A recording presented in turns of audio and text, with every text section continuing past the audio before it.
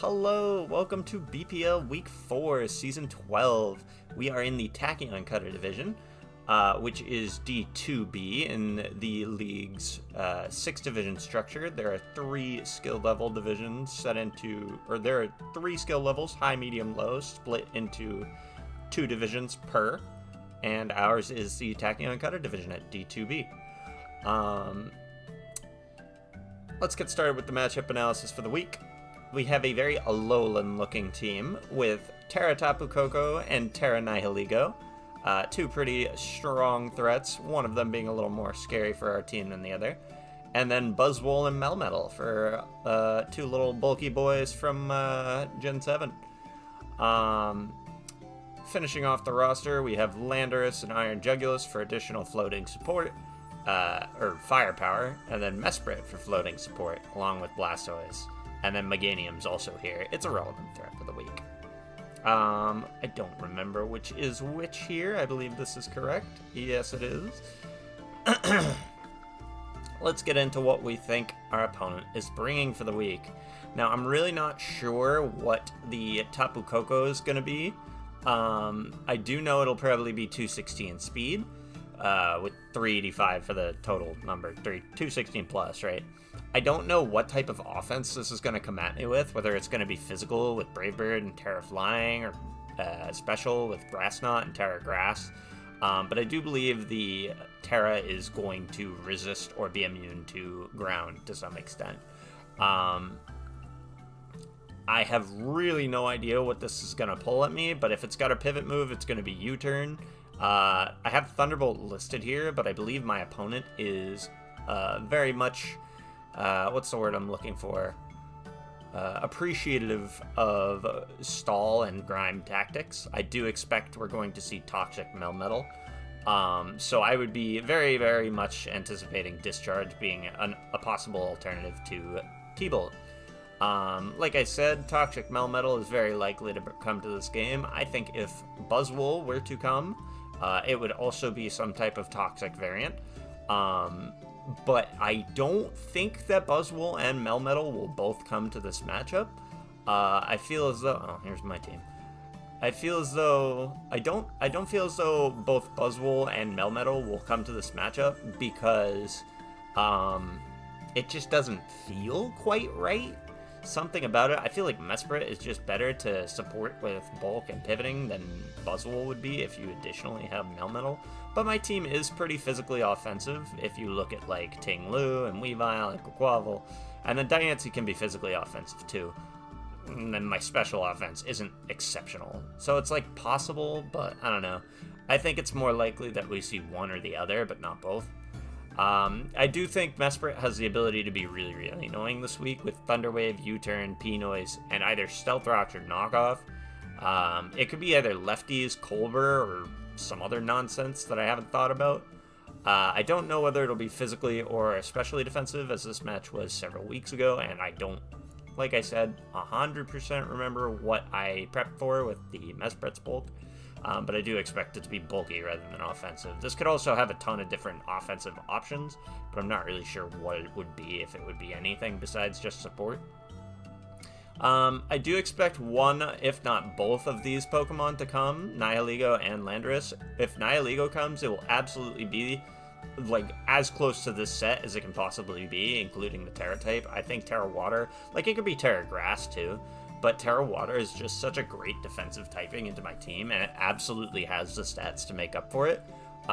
Terra Grass Knot does obscene amounts of damage to Ting Lu, even without the Meteor Beast.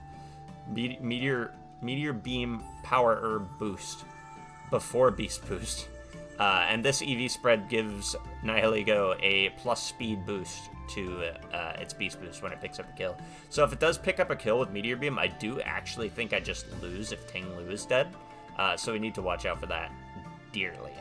And then the rest of the EVs in defense, just because it's this weakest stat. And I do have Ice Shard with Weavile, and Terra Water like helps that out in that regard too. I believe Mega Blastoise always comes to this game as a rapid spinner. It probably has Dark Pulse to punish the Pecharunt switch in the first time I would put it in to spin block.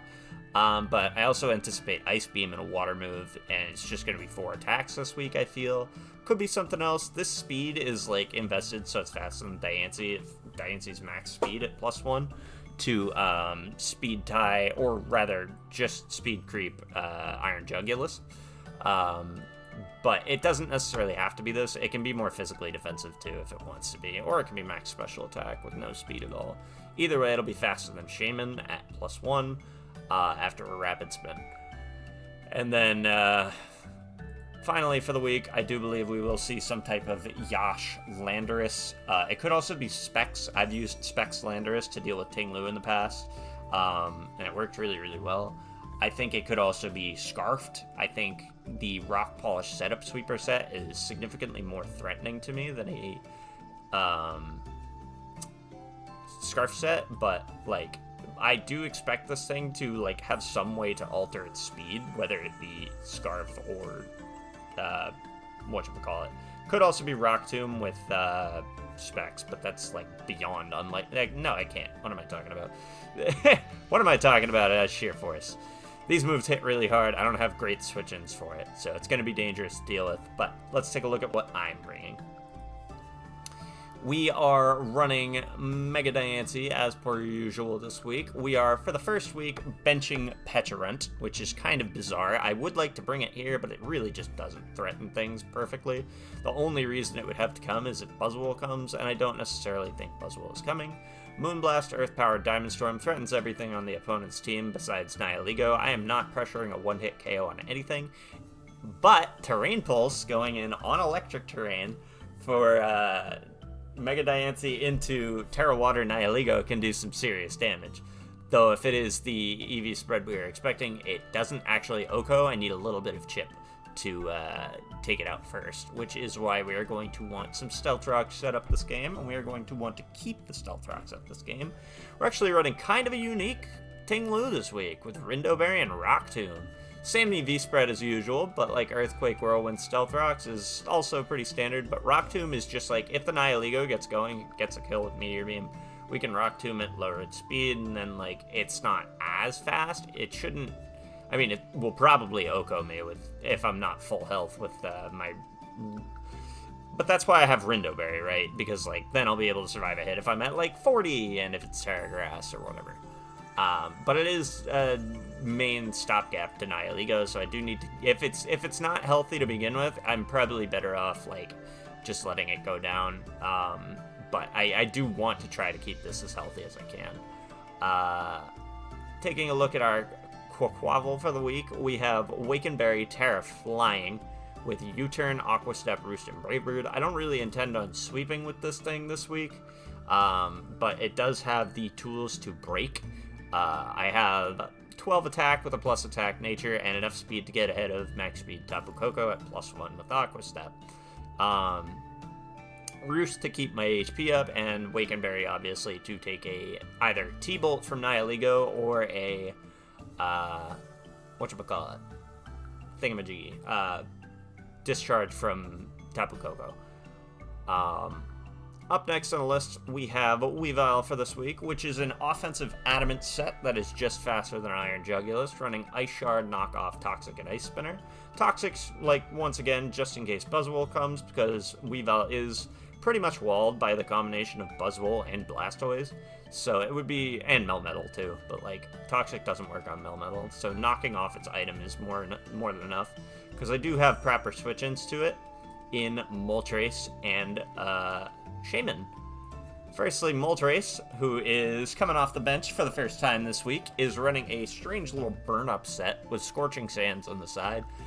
This is my hazard removal for the week, and I have Roost to keep its HP up against Melmetal. Hopefully getting a contact burn with Flame Body. Scorching Sands to punish both the Melmetal, well, it wouldn't be a Melmetal switching in, it would be Melmetal staying in, right? And then Nihilego switching in on it, and still dealing decent damage to Blastoise. Burn Up would be just to remove my fire typing in case Blastoise wanted to come in, which in hindsight may be a little counterproductive because then it can just ice move my Shaman switch in. So it might not have been the best decision in hindsight, but like, hey, it's the decision I went with. We're going fully physically defensive so we can take hits from Melmetal. And then finally, we have Shaman. With Giga Drain, Earth Power, Leech Seed, and Synthesis, we want to keep our health up against Blastoise, who is probably going to be Rapid Spinning on us or Ice Beaming us. But at +1, I can throw a Leech Seed onto it, and I'll get some health back if it is faster than me after the Rapid Spin. And if it wants to Flip Turn on me, it takes Rocky Helmet Chip, like, while it's taking Rocky Helmet Chip from the Rapid Spin too. But what was I gonna say? The Giga Drain is for keeping my health up, because I do expect Blastoise to eventually be a sack once he's got the hazards on his side of his field cleared, and he's like, okay, whatever, you can't like set them up again, like whatever. Like I do expect him to eventually be like, I'm staying in with Blastoise until you kill it with Shaman. So I want Giga Drain to keep my HP up in that situation over Seed Flare, which can miss. If I miss the Blastoise, I would be very likely to be 2-hit KO'd by Ice Beams. But I have EV'd it this week to be able to take 2 Ice Beams from full health, and I have also EV'd it defensively to be able to take 2 Double Iron Bashes with no offensive item from Melmetal. I actually don't think I covered Melmetal, but I do expect Melmetal to be a Toxic Protect Double Iron Bash set, with probably Earthquake to deal with Pecharunt. I could have Thunder Punch somewhere, but I do believe it'll be Toxic, because my opponent does like to run Toxic Stall strats, as I believe I stated. And yeah, not 100% sure what's going to come with the Tapu Koko, but we are just kind of built for it a little bit. Things I'm not really confident about going into this matchup are Tinglu's item and Diancie's moveset. I felt like these could have been possibly better, but I also wasn't sure what else to run. I was kind of flip-flopping between Explosion and Nature Power. Nature Power would be Thunderbolt in electric terrain and Tri-Attack otherwise. But I still felt as though I was going to never probably click either of them over Terrain Pulse. So I ultimately just went with Terrain Pulse.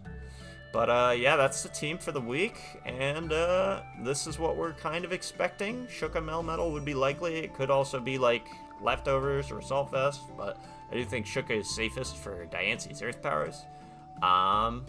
Let's take a look at the matchup. And we do see double bulky boys. We are kind of not 100% prepped for double bulky boys, but it's not like I don't have options for them with Moltres. Moltres matches up very favorably into them.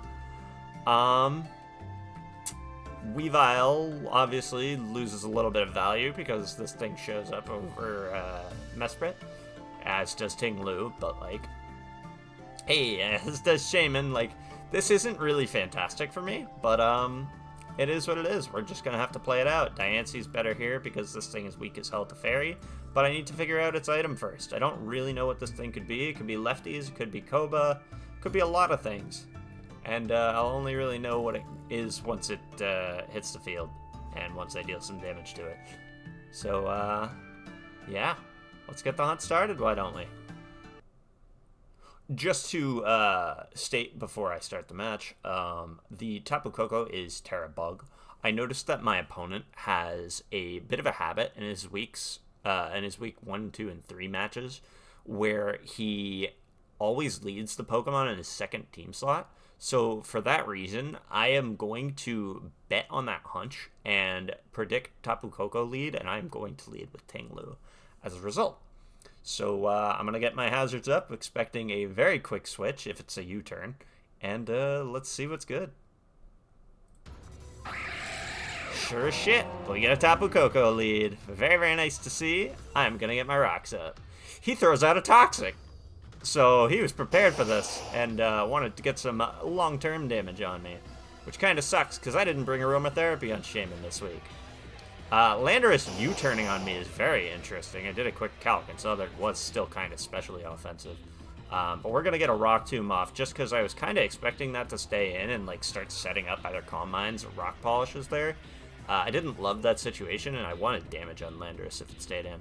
So the fact that it didn't is fine, but now it kind of creates a really weird problem where I'm going to switch in Shaman, and he's still going to be slower than me with his Blastoise after a Rapid Spin. I go for the Leech Seed anyways, and unfortunately I do miss on the Buzzwole coming in, but that's fine. I go straight out to Quaquaval, expecting some nonsense, and it is another Toxic set, like I thought it was going to be, which is unfortunate because I did need to switch out in case this thing went for a Bug move or a Fighting move or whatever. I could have probably gone into Moltres there, but I didn't want to, like, get an early read in with Moltres getting, like, Rock Tombed or something, Rock Slided. I'm going to go for an Aqua Step, predicting he fears my Brave Bird, and I get some good damage on Coco. Because I'm Waken, I'm very comfortable staying in here. He predicts a Switch Out because he doesn't know I'm Waken. And unfortunately, he throws up a Protect, revealing that, and kind of locking me in for another half of my health. So I just have to Hard Switch here, unfortunately. Which kind of sucks. I would have liked more Chip, but I couldn't resist him. I couldn't risk him going for something else. He's just going to Protect to block himself from my Leech Seed, which kind of sucks, because it's like, ugh, what do I do about this, you know? So I'm just going to get out of here, go into Tinglu, and I have to Whirlwind this thing out, because I don't want this thing to be any nonsense. Unfortunately, I could have probably just switched around a bit, but it is what it is now. I'm going to get my Stealth Rock back up and Whirlwind him out, because it's really the only thing I can do, anticipating a Protect. And Lando comes back in, which is, like, fine by me. I'm just going to get more Chip, expecting him to U-turn again. He doesn't U-turn, he just misses a Focus Blast, which I have no sympathy for because it's Focus Blast and it's 70% accurate. So if you're running it, you kind of deserve to miss. Sorry, not sorry. Melmetal coming out is fine here because I can get some Chip in on it. But he's just going to predict my Switch. So... Melmetal is going to Protect there, and unfortunately we are going to lose Tinglu. So, Shaman coming in here is really nice. I can get my Census up if he wants to go for a Double Iron Bash. That's great. He's probably going to just Toxic and get his stuff up, which kind of sucks, but it is what it is. Now, I make a really, really unhealthy decision here to go into Quaquaval, and unfortunately I do get caught by the Double Iron Bash. I expected him to do another Protect or, like, Toxic, and I was just going to get my Quaquaval in so I could threaten some damage.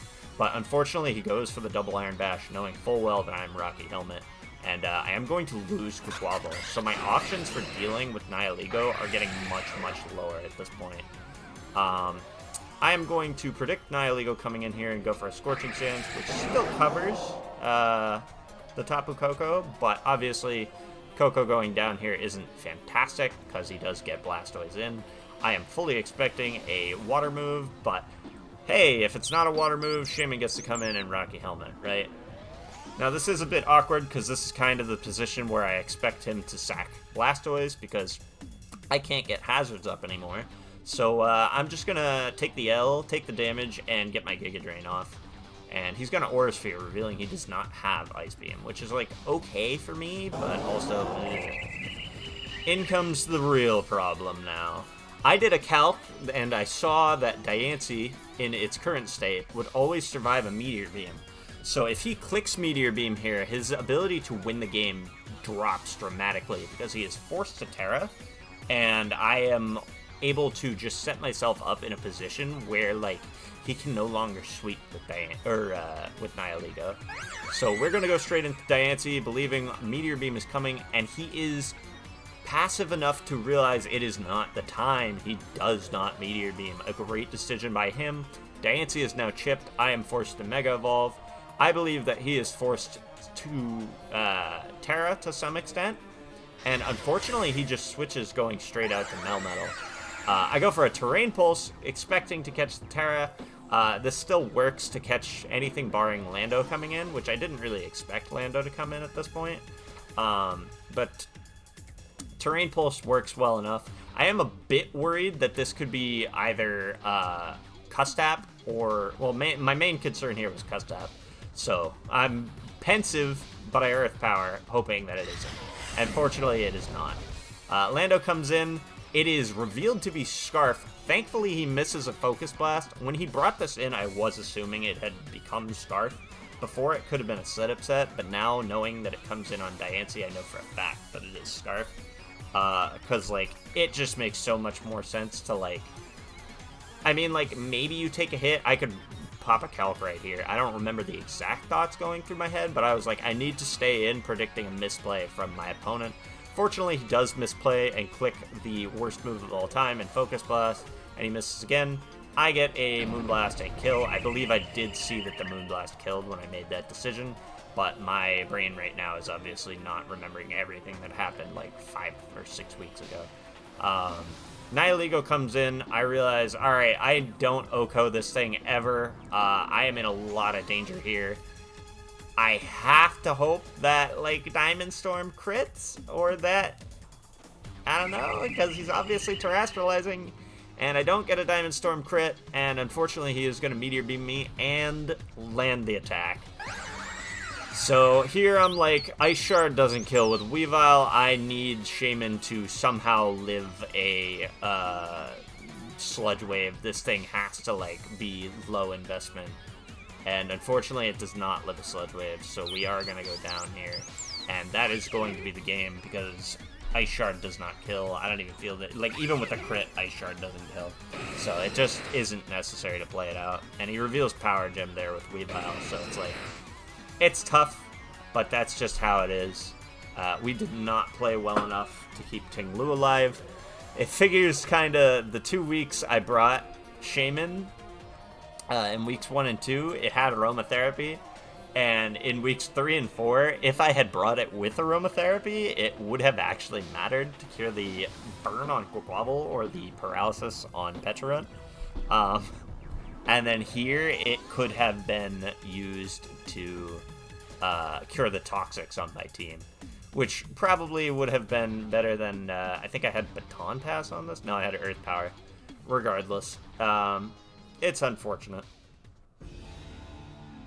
We are going to lose our 4th week. 2-0, same as last week, which puts us at 2-2 at a +4 differential. It is definitely not ideal going into week 4, but hey, I mean, that's just how it comes down to. That's just what it comes down to. The biggest issues, like the biggest mistakes I made this match was not utilizing Moltres properly. On that turn, I switched Quaquaval in. Like, that was kind of just a sack for no real reason.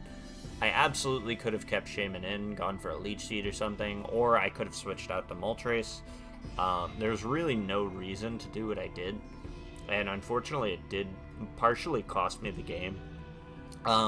Like I was saying with my Diancie's moveset, I could have changed up possibly Terrain Pulse for Rock Tomb or Bulldoze, which would have kept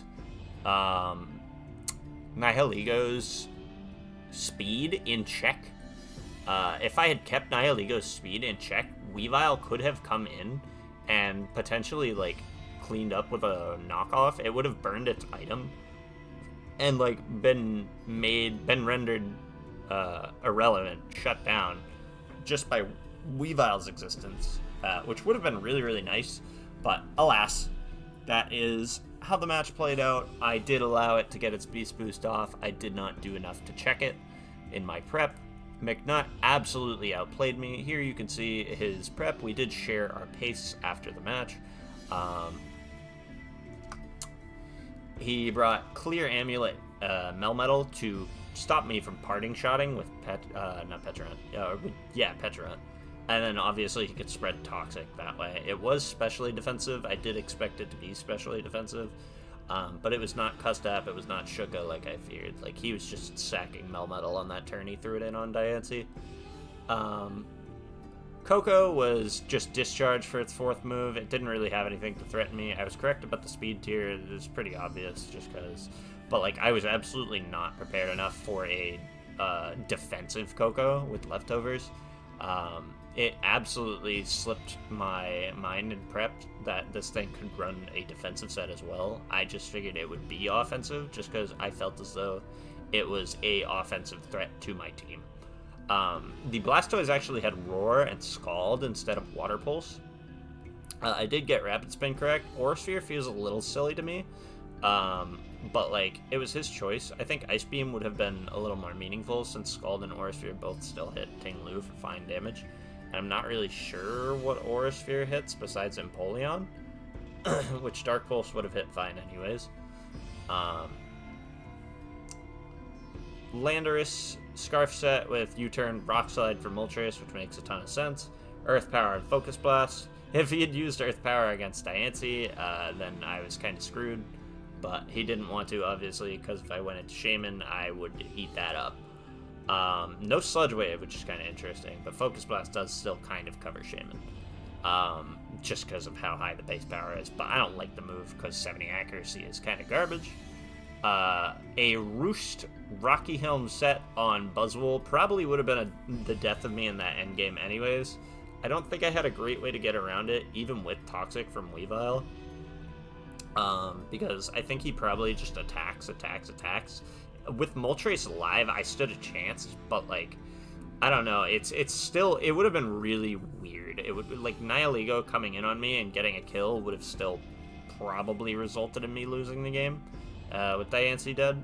So it's really hard to say. I think the end game would have been in his favor if I was able to stop the Nihilego sweep initially, but it's still kind of just poopy. He did go less special attack than I expected, so it might have been possible for me to live a Sludge Wave. I will put that up right over here somewhere if it was. But at +1, it's unlikely. Like, I just had to bank on it, kind of. I think it would have been a roll, if anything else. But yeah, like I said, he prepped amazingly for my team. And we are unfortunately proceeding into week 5 with thoughts of trades in mind and somber demeanor, hoping that we are going to be able to somehow pull something out. Or maybe we need to switch up our team.